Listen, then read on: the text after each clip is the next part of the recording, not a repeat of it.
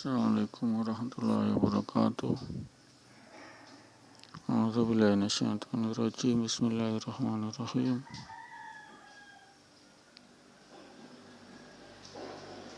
Walillahil izzatu wa lirrasulihi wa lil mu'minin. Wa bihi nasta'inu ala umuri dunya waddin. Wassalatu wassalamu ala asrafil anbiya'i wal mursalin wa ala alihi wa sahbihi ajma'in. Amma ba'du. Allahumma shalli ala Muhammad wa ala ali Muhammad. Alhamdulillahi rabbil alamin. Rabbi shrah li sadri wa yassir li amri wahlul 'uqdatam min lisani. Rabbi zidni ilman warzuqni fahman. Rabbana zalamna anfusana wa lam taghfir lana wa tarhamna lanakunanna minal khasirin. Rabbana wa ilaikal masir. Alhamdulillah ahyana ba'da amatana ila nusur. Segala puji bagi Allah yang telah membangkitkan kembali daripada tidur semalam, kematian sementara, tidur malam. Insyaallah kita diberi panjang umur pada hari ini, mendengarin rahmati Allah. Kita diberi nikmat masih dibangunkan kembali saat subuh tidur malam. Insyaallah kita isi usia kita dengan amalan keberkahan, yakni amalan pahala dan amalan dan berkukurannya dosa-dosa kita. Itulah hakikat keberkahan hidup, yakni tambahan pahala dan berkukurannya dosa kita. Ujian, musibah, duka, derita kita adalah sebagai penggugur dosa atau penghapus dosa. Itulah filsafat agung Islam. Saat kita duka lara, kita gembira karena itu adalah pengukuran dosa kita. Itulah husnuzon utama, asmil suuzon,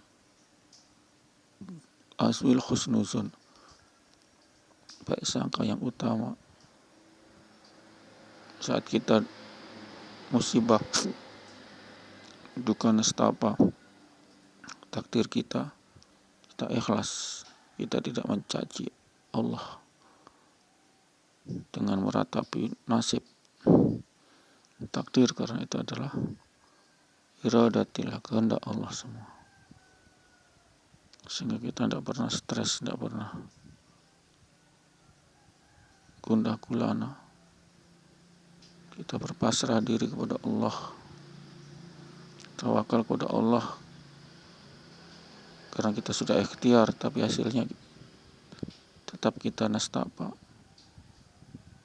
Itulah kesabaran kita yang akan dinilai sebagai penggugur dosa. Kita tidak boleh mencaci siapa ini, siapa itu, tidak boleh. Karena ini merupakan takdir, kita ikhlas menerima. Insyaallah kalau kita tidak marah, kita sabar, insyaallah itulah dosa-dosa kita kukur. Kalau dosa kita kukur, insyaallah kita langsung masuk surga.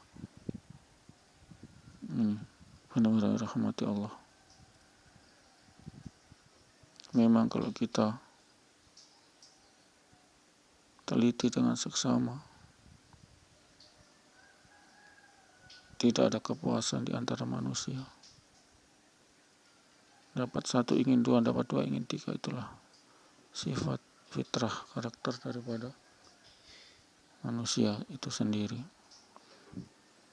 Sehingga kita disuruh sabar. Saat kita tersandung kaki kita di jalan, kita tetap subhanallah, bukan mencaci batu, mencaci kaki, mencaci Allah, bukan. Itulah akhlak agung daripada muslim, filsafat muslim, filsafat Al-Quran hadis,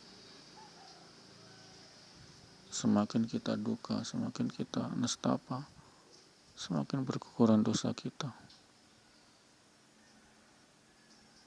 Kita dizalimi orang, kita sabar, maka kita dapat pengukuran dosa dari Allah. Ini pendengar yang rahmati Allah. Karena agama itu agama dan rusak tidak rusak. Sehingga menyikapi daripada musibah atau kita dizalimi orang adalah sabar, insya Allah. Kalau kita membalas, kita akan tidak ada pahala lagi, tidak ada pengukuran dosa lagi, tambah kita dapat dosa. Insya Allah. Dunia sudah dunia fitnah, dunia sudah rusak ini. Kita berdoa agar pemimpin kita amanah, dibukakan pintu hidayah amanah dari Allah, oleh Allah. Itu saja. Kita tidak mampu melawan pemerintah karena mereka ada aparat. Demi tegaknya pemerintah ini, itulah pendengar rahmati Allah. Berdoa dan berdoa. Penuhi masjid.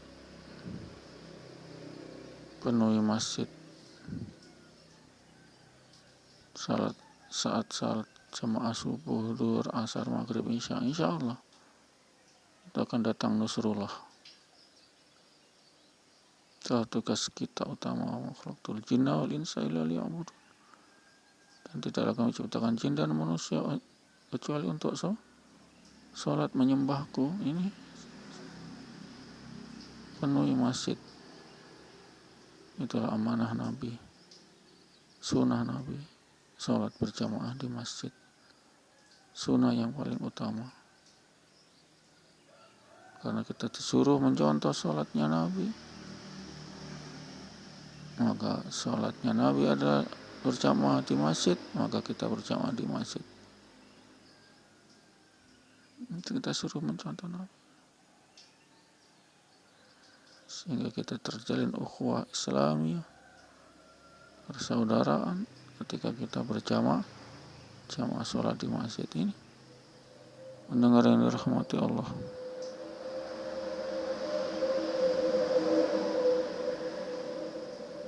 keikhlasan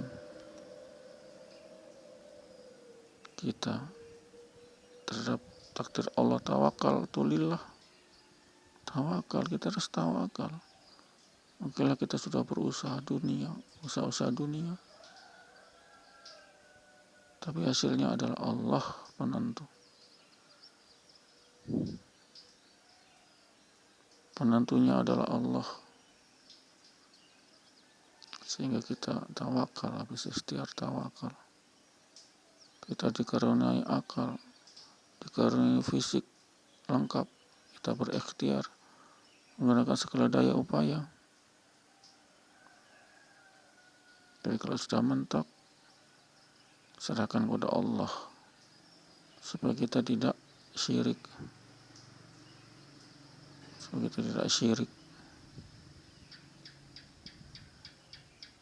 Hari ini tidak boleh keluar ini duit, syirik itu tidak bisa. Semua hari adalah baik. Kalau hari itu jelek, tidak mungkin Allah menciptakan hari itu. Tutup saja hari itu. Semua hari adalah baik karena kita hamba yang husnuzan kepada Allah, baik sangka kepada Allah yang maha sempurna, yang maha mutlak. Kayanya kaya mutlak, tak pernah habis. Kayanya Allah bukan sombong, tapi untuk mencukupi daripada kebutuhan makhluk ciptaannya ini. Kalau kita mungkin kayaknya kita sombong, seperti puji orang, supaya begini begitu. Na'udzubillah min dzalik. Na'udzubillah min dzalik. Berawalnya adalah dari sholat kita. Akhlak yang baik adalah dari sholat kita. Ikhlas kita. Ini benar rahmati Allah. Tidak ada gunanya kita marah, emosi, tidak ada gunanya. Terakhir kita di penjara, memukul orang, menzalimi orang. Sabar, diam. Sabar, diam. Allah lah pemberi keputusan. Serahkan saja kepada Allah. Serahkan saja kepada Allah. Di dunia saja Allah itu adil. Di dunia saja Allah adil. Orang kaya raya memuji orang miskin karena orang kaya raya sakit, jatuh sakit berbulan-bulan, bertahun-tahun, kronis, sakit ginjal, sakit gula, diabetes melitus, sakit tekanan darah, sakit asam urat, sakit kanker tulang. Na'udzubillah min dzalik. Na'udzubillah min dzalik. Mereka memuji orang miskin yang sehat. Iya, buat apa kaya kalau kita sakit? Keluar uang, sakit badan. Na'udzubillah min dzalik. Kenapa? Karena Allah dilupakan. Hayya 'alas shalah, mereka tidak bergegas ke masjid. Allah dilupakan, maka dia akan dilupakan oleh Allah. Dia tarik nikmat dari harta itu, bukan nikmat tapi laknat, sakit sampai menjelang ajal, bertahun-tahun bahkan. Na'udzubillah min dzalik. Ini pendengar rahmati Allah. Awalnya adalah kita lupa kepada Allah. Banyak ini Allah lupakan. Hayya 'alas shalah, masjid kosong. Na'udzubillah min dzalik. Manusia sudah tidak paham hakikat dia diciptakan, yakni menyembah Allah. Salat 5 waktu berjamaah di masjid, 5-10 menit, tidak lama. Ini pendengar dan rahmati Allah.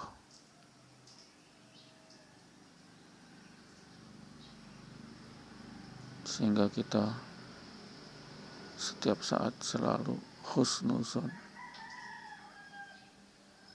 berharap kebaikan Allah. Berharap kebaikan Allah. Dengan kita zikir, dengan kita tidak menzalimi orang. Biasa sajalah hidup ini. Kalian tidak bisa hidup tanpa orang lain. Tidak bisa makan tanpa petani. Tidak bisa berpakaian tanpa penjahit. Tidak bisa sehat kalau tidak ada dokter, obat, dan lain-lain. Kita sangat tergantung. Kita ini sangat fakir kepada orang lain. Tergantung kita sama orang.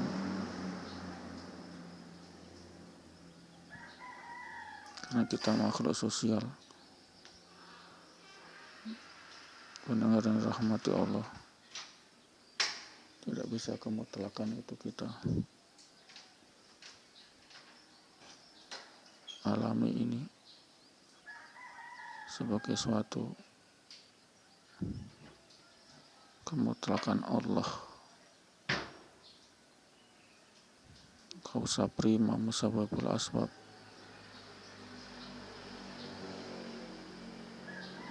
penyebab dari semua ini Allah kulum min indillah.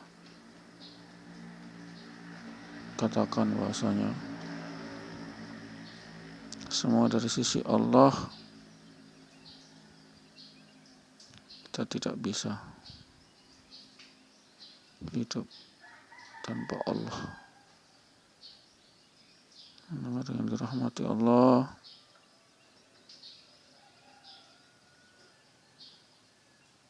kita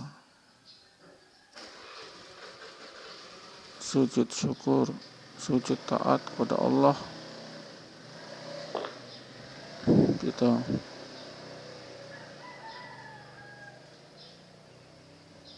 berkhidmat kepada Allah, menyembah Allah 5 kali. Itu saja pertama yang kita taati. Insya Allah dengan itu kita akan baik.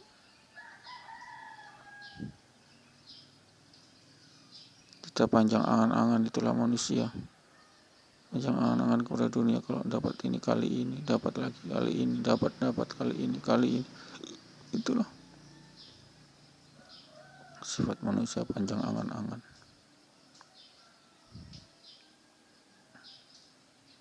Mereka ingin enak, mereka ingin hidup bahagia, itu wajar. Tapi kadang kita di tengah zaman, di tengah era, di tengah rezim pemerintahan, jauh dari kesentausaan, jauh dari kemakmuran. Itulah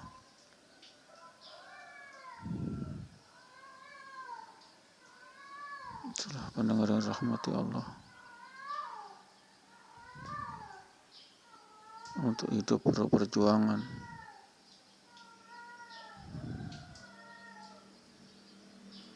Karena hidup itu adalah saling tipu. Itulah dunia hurur, saling tipu.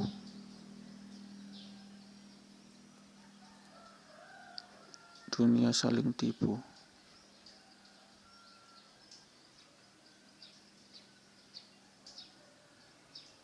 Dunia saling hina. Insya Allah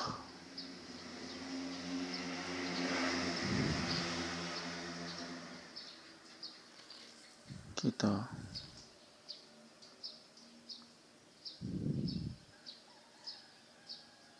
diikhlaskan oleh Allah.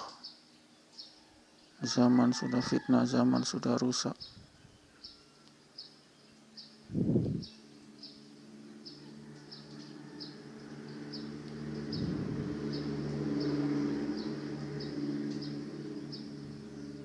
Kadang di antara kerabat sudah tidak akur. Na'udzubillah misalnya. Mendengar yang dirahmati Allah.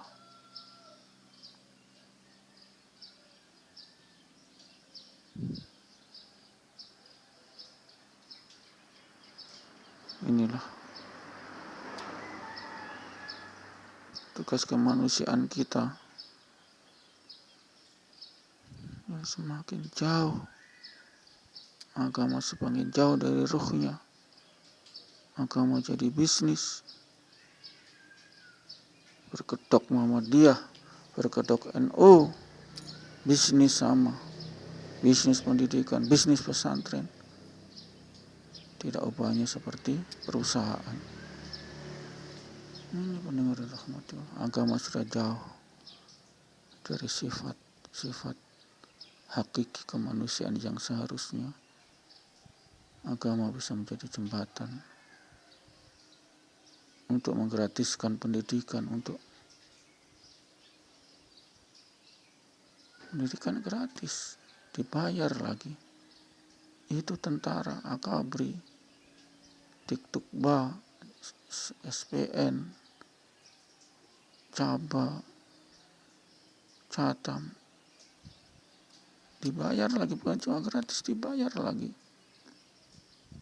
Kenapa yang lain kok tidak bisa begitu?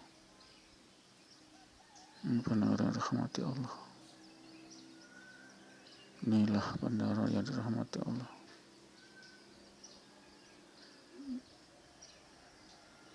Ini jauh, sejauh dari harapan itulah NKRI, jauh dari harapan.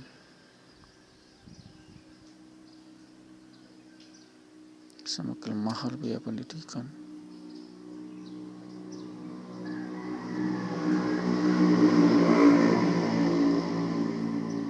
Pendengar yang dirahmati Allah, ruh dari organisasi Islam sudah dicabut, masjid kosong, tidak ada.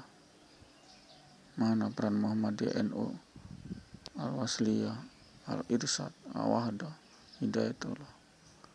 Mereka sibuk mencari dana, sibuk mencari infak untuk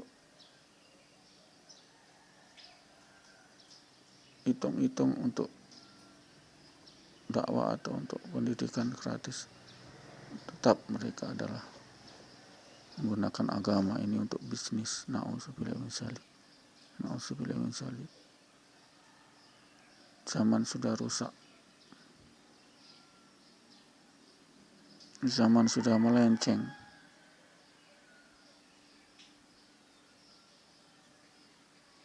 Saat pertama Ki Haji Hasyim Asy'ari mendirikan ponpes, mereka gratiskan semua. Ponpes Tebu Ireng gratis, Mas. Ya gimana bayar ustadz? Ya ustadznya dibiayai, bukan dibiayai, dihidupi di pesantren, di pondoknya, sehingga dia fokus mengajar siswa. Santri juga fokus cari ilmu ini. Usahanya Mbah Hasyim Asy'ari karena banyak rezeki insya Allah dari sawah, padi, dari kebun tebu, pabrik gula cukir itu di dekat itu. Itulah yang menghidupi pesantren pertama yang gratis. Dan tradisi pesantren di Indonesia itu gratis, sehingga ilmunya berkah. Mereka mengajar bukan cari uang, tapi cari berkah. Iya, hari-harinya dihidupi itu hari-harinya oleh Mbah Hasyim itu. Para santri, para ustadznya, kiainya, anak istrinya ditampung, disuruh dihidupi. Makan minumnya dijamin. Mbah Hasyim itu banyak rezeki, bukan kaya. Kita tidak boleh mengatakan seorang kiai kaya. Banyak rezeki lah, banyak karunia Allah, sehingga Mbah Hasyim mampu untuk menghidupi santri, tidak bayar, untuk menghidupi ustadznya, pengajarnya. Ustadznya bukan tujuan untuk mencari gaji, bukan. Ada pertanyaan, loh, kalau tidak ada gaji bagaimana untuk sehari-harinya? Ya sehari-harinya ustadz dan keluarganya ditampung, dihidupi, diberi makan, minum, berikan pakaian anak istrinya oleh Mbah Hasyim Asy'ari itu. Itulah keikhlasan Mbah Hasyim. Mereka tidak minta, Mas, tidak minta. Tidak minta iuran santri untuk menggaji guru-gurunya atau ustadznya, tidak minta. Dan ustadz tujuannya bukan cari gaji, jadi cuma menebar ilmu, memberi ilmu, mengajar ilmu. Kaum tolabnya, muridnya mencari ilmu, diberi ilmu. Tolabul ilmu fardhatun 'alal muslimin wal muslimah itu dasar soke mencari ilmu adalah wajib bagi kaum muslimin, laki-laki perempuan. Ilmu apa? Pertama ilmu tauhid, iman yakin, teologi. Kedua ilmu fikih, itu yang fikih sholat, fikih zakat. Dua ilmu itu yang harus dicari. Ilmu yang lain itu sebagai suplemen saja, pelengkap. Tapi ilmu yang harus dicari adalah ilmu tauhid, sebagai tidak sesat, sebagai tidak kafir, musyrik, dan ilmu fikih, syariat, untuk sholat, untuk zakat, puasa, berkenaan dengan ibadah infirodi pribadi, fardu ain, iya kan, infirodi pribadi. Ini wajib, sehingga Mbah Hashim menggratiskan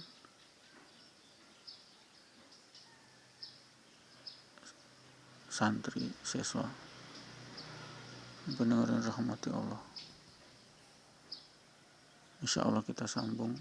A'udzubillahi minasyaitonir rajim. Bismillahirrahmanirrahim. Subhanallah wa bihamdihi, subhanakallahumma wa bihamdika, asyhadu an la ilaha illa anta, astaghfiruka wa atubu ilaik. Assalamualaikum warahmatullahi wabarakatuh.